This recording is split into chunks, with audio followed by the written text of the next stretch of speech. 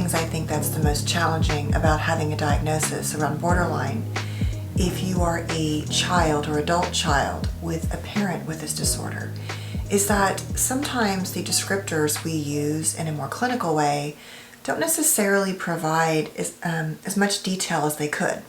And so I thought I would just start to break down the different sections of how we see borderline, because it really is on a spectrum. It really can vary.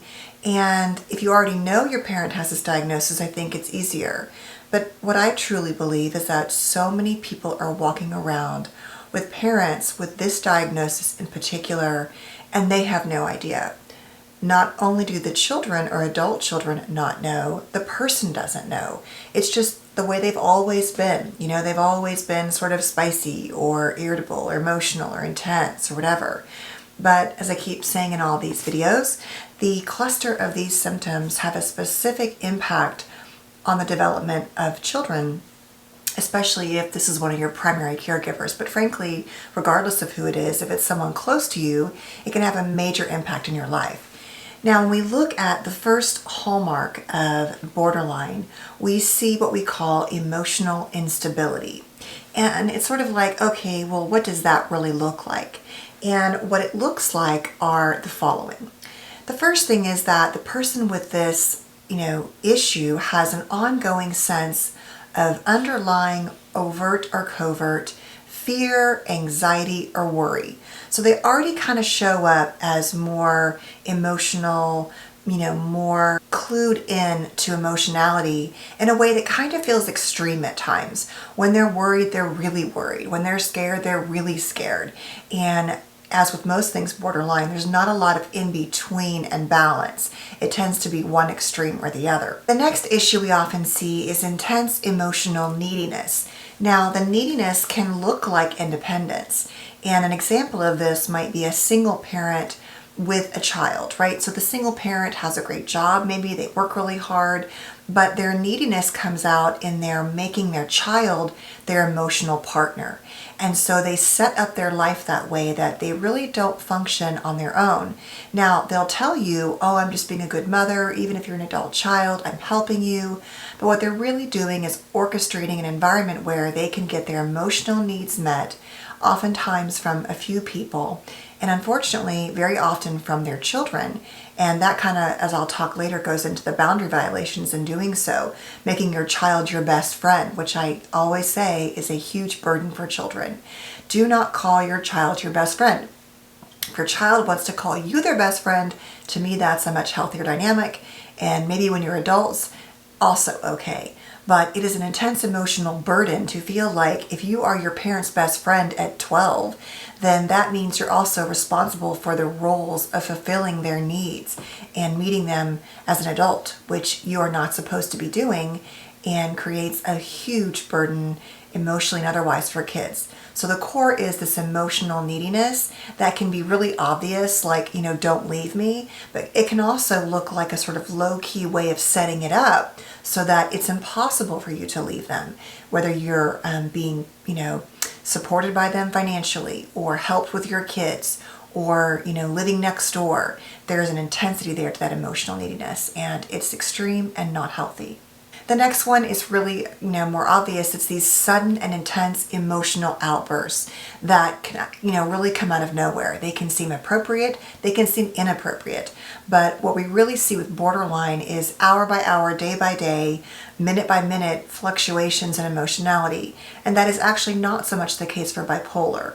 So when we think of bipolar, we often think, these more typical borderline traits, where bipolar tends to be more a little bit longer patterns of being in these emotional stages, where with borderline, it really can flip on a dime and really out of nowhere, and often over things that seem completely innocuous. So these intense emotional outbursts are a huge part of it. The next one is that when they're in these emotional, outbursts or whatever intense emotional experiences, they fully believe that that is what is the truth.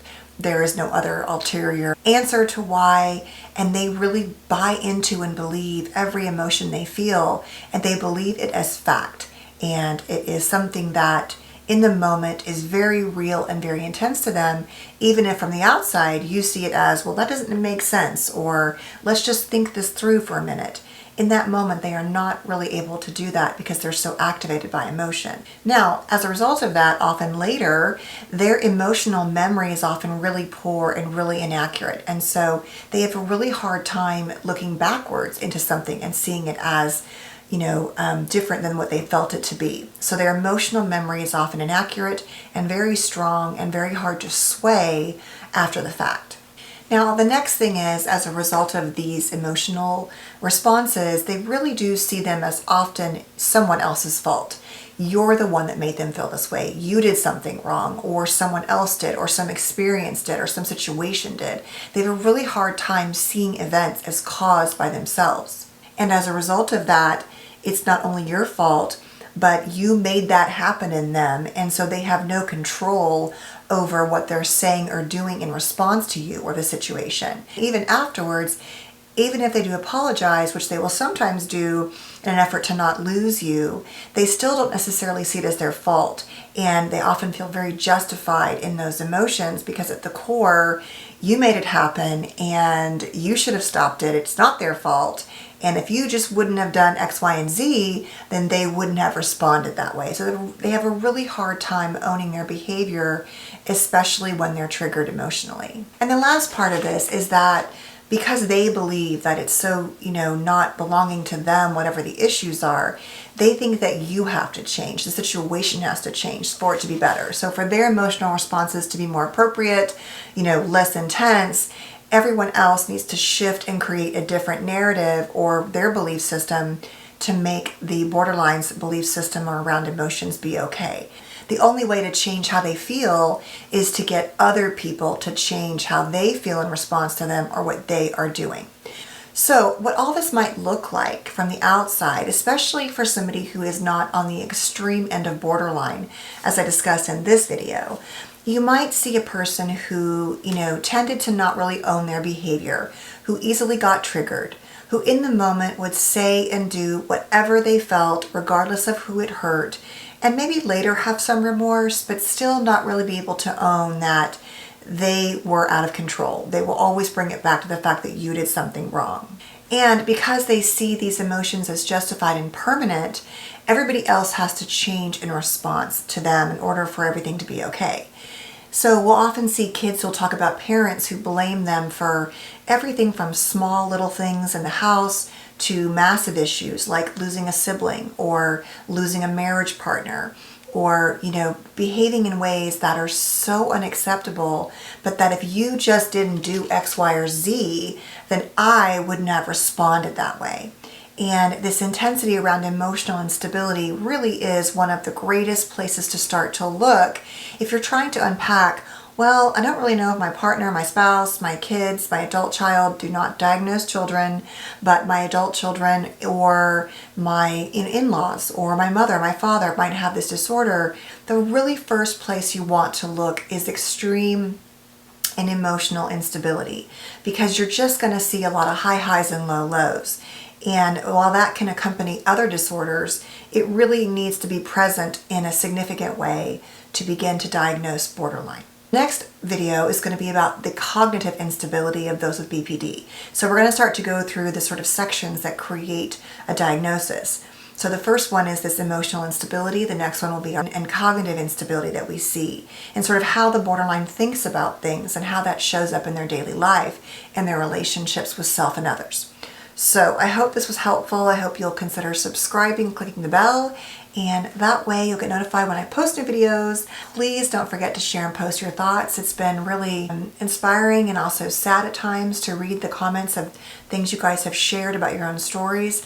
But I also hope it validates you, that you know that you're not alone. I really truly believe that this diagnosis and disorder has impacted so many children in their homes who are walking around as wounded adults and not really knowing that understanding this disorder means you can begin to take some of the weight and shame and blame off yourself, knowing that it wasn't your fault because you weren't the perfect child. There is no perfect child. Knowing that there was no justification for this kind of emotional outburst and intensity and shaming and name calling and all of that. And so I hope if you're starting to understand this disorder and question whether or not this applies to you, that this video was helpful. And thanks for watching, guys, and I'll see you next time. Stay safe. Bye.